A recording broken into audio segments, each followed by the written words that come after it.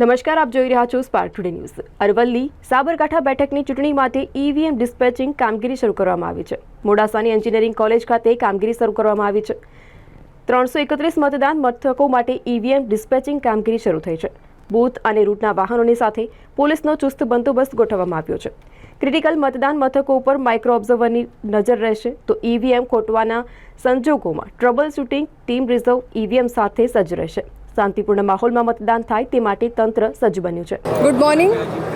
આજે લોકસભા સામાન્ય ચૂંટણીના 5 પાર્લામેન્ટરી કોન્સ્ટિટ્યુઅન્સી સાબરકાંઠા હેઠળની 31 એસેમ્બલી કોન્સ્ટિટ્યુઅન્સી મોડાસા હેઠળ હું એઆરઓ રાઠોડ મહેશ્વરીબા નેતૃત્વ કરું છું અને આજે 6 તારીખે અહીંયાથી પોલિંગ સ્ટાફનું ડિસ્પેચિંગ થઈ રહ્યું છે।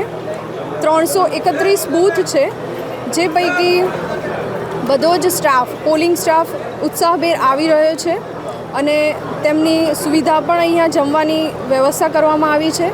ત્યારબાદ પરિવહન માટે તેમને બસ, જીપ રૂટ રવાના કરવામાં આવશે। સાથે સાથે સુરક્ષાના પરિબળ હેતુથી પોલીસ જવાનો પણ દરેક મશીન સાથે દરેક બૂથ પર ફાળવવામાં આવ્યા છે।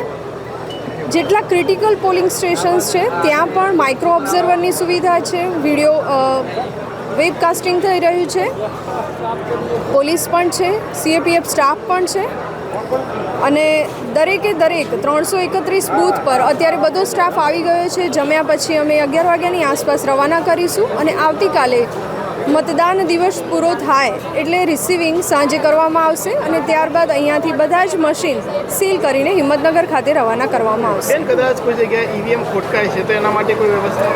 જી, ઈવીએમ ખોટકાય તો એના માટે અમારા અહીંયાથી ટ્રબલ શૂટિંગ ટીમ તરીકે 2 ટીમ એક્સ્ટ્રા રાખવામાં આવી છે અને દરેક ઝોનલ જે રૂટમાં ફાળવવામાં આવે છે એટલે કે 32 ઝોનલ એ એમની પાસે રિઝર્વમાં મશીન હશે, એટલે જે સમયે કોઈ રૂટમાં મશીન બગડે છે તો તાત્કાલિક ખૂબ ઓછા સમયમાં તેમને રિપ્લેસ કરવા માટે તૈયાર રહેશે।